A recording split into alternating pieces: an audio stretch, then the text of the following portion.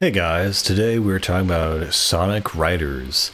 This is basically, I think this came out in '05 roughly, just before '06. So this is like kind of where, again, Sonic Team was trying a bunch of different stuff. They're like, well, what about a racing game? And so as much as I don't think, this is part of, the golden Sonic era, it's still not a terrible bad game. I will have to say though that intro with the anime inspired art style is one of my favorite intros to any game ever. It has so much energy. The main theme song absolutely slaps. It is amazing. And the one cool thing about this game is we're obviously introduced to the team Jet, Team Jack, Squall, and Jet, Wave, and I forgot the big guy's name. Squall the Albatross. I think that's it. In any case, so it's kind of really dumb. Where like Eggman's like, okay, now you can enter my tournament, but you have to use a race board. Even though Sonic might probably be faster on his feet. And so this is the weird thing where the lore of the world gets kind of mixed up, where Sonic Riders has its own kind of world they live in, where everything is in the future and highly technically advanced. And just like, okay, we're not going to question that. That'll just be, what this is. And again, the other characters aren't as emotive in this game. There's not as many things that happen. The one cool thing, though, is that they seem to borrow from Babylonian mythology in this one. And so there's this Tesseract thing that Jet is after, and they're all trying to race towards the Babylonian Gardens as like the final area where there's like some genie that can grant their wishes or something. So you kind of see how the perspective of Sonic Team's mythology is shifting, because after this, Sonic and the Secret Rings will come out, and I feel that's very much associated. Oh, I'm sorry, it's Storm the Albatross. But yeah, so Jet, Wave, and Storm. So this is Sonic Riders. It's okay. It's not the best racing game in the world, but it's not bad either. I think it's fairly fun. You basically press B to boost. Getting your hang of the start thing is kind of difficult. What's really fun is that when you go off those jumps, you hold A, and depending on how long you hold A for, you'll jump higher or longer. And you can either jump up or down, and so that'll determine where you land. So sometimes there's like secret entrances that you can get depending on the direction of your jump, which is really up or down.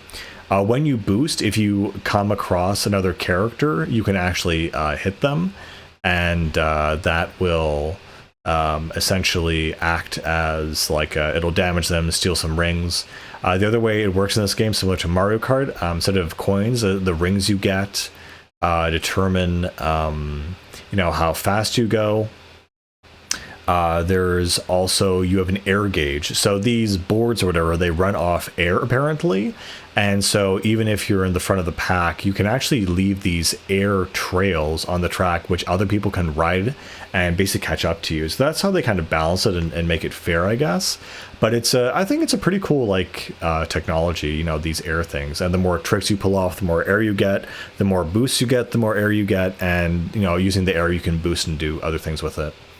Along with that, each character has a special kind of power, similar from, it inherited from Sonic Heroes, in that, I think speed characters, they can grind on rails, and there will be usually 2 or 3 rails or 5 in tandem that you have to hop to, and, they'll not only save you an air boost ability, but they'll also bring you to like a secret, area of the map to boost you up.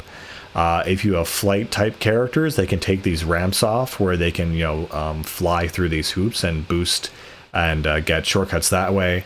And then you also you have your strength characters like Knuckles, where there are certain objects in the environment only the strength characters can bash, and gives them an air boost as well. And that's mechanically the entire game. The soundtrack itself is not bad. It's kind of like okay, I would say. I mean, the main theme is amazing, and a lot of some of these other themes are pretty cool too. But again, it's a racing game. It's just, I don't know. It's just not Sonic. It feels like a very different version of Sonic, you know. And they do try to have like a little story thing going on here, but it never really catches on, in my opinion. It's like, hey, you know, we're looking for the sacred treasure. We'll beat you there to it. No, you won't.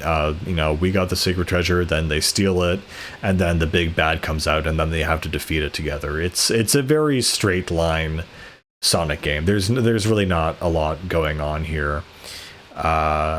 Some of the levels, of course, they do have an Egypt level, so it's still, you know, classic Sonic team. But you get some more character interactions in this game with like the, you know, the classic cast of characters. So that's kind of cool and kind of fun. And the environments are kind of nifty, but again, this is kind of like a very mid Sonic game, and then the games that come after it are kind of also kind of mid. In fact, they're so mid that the sequel to this game, Sonic Riders Zero Gravity, I don't even know if I'm going to bother reviewing it or talking about it. And I might just talk about it here.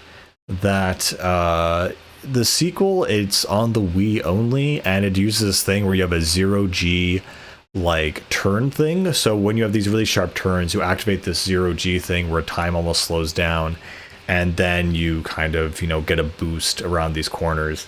And that was like, if I thought this was a forgettable game, Zero Gravity is an ultra forgettable game. I really remember nothing about it. Except that it was very weird and janky, and you had to hold the Wiimote, you know, sideways. And yeah, I'm definitely not going to review that game because I literally have only like a minute of dialogue to talk about it. It's really not good. However, I will say that the one thing that does stand out about it is the main theme to Sonic Riders Zero Gravity is probably one of my favorite songs of all time. Ungravify, I think it's called, by Zebrahead. It is the fact it keeps building on all of its cycles and notes when it goes to like the next stage of the song, and it keeps up that momentum. Oh my god, like that song is literally my favorite song, aside from some contenders, and it's been that way for like almost a decade. So I will say there's one good thing about Sonic Riders Zero Gravity, but the game itself is more janky than this and just not very fun. Aside from that, you know, you have a Jet and the new characters, and they're not really that impressive or interesting. Seeing their interactions with Sonic, they're just, you know, Jet has this really whiny voice, like, you know, it just feels kind of odd, I guess. The best part of this game, honestly, was the local multiplayer. The fact that I think 4 people could play together and, you know, choose, you know, their multiplayer characters. I think one thing that Sonic Riders did do really well is that it has a very distinct art style. I kind of felt like it was almost copying Mario Strikers, because it's very similar in how it shades certain parts of the body and creates this really cool kind of effect where it's almost in shadow, the half of it, and with the same color tone of the main body. So that's definitely something that I think is very iconic of this game, and it's really cool seeing that effect and style used on characters like Amy and Shadow and all these other characters that you know from the rest of the series, that don't really have a prominent role in this game but are still in here as playable characters in multiplayer, and they still have their designs, which I think is really cool. I think even Cream is in this game. But yeah, not much else to say about Sonic Riders. It was a product of its time, I guess. It's still, you know, decent today, but this is kind of where decency and decent and mid are going to become synonymous with Sonic, unfortunately. And yeah, this is definitely a game you know could go out and play as a Sonic fan, but again, it's not required playing. But I still love the aesthetic, the tone, and the intro. It's very, very cool. Anyway, I will see you guys later. Bye.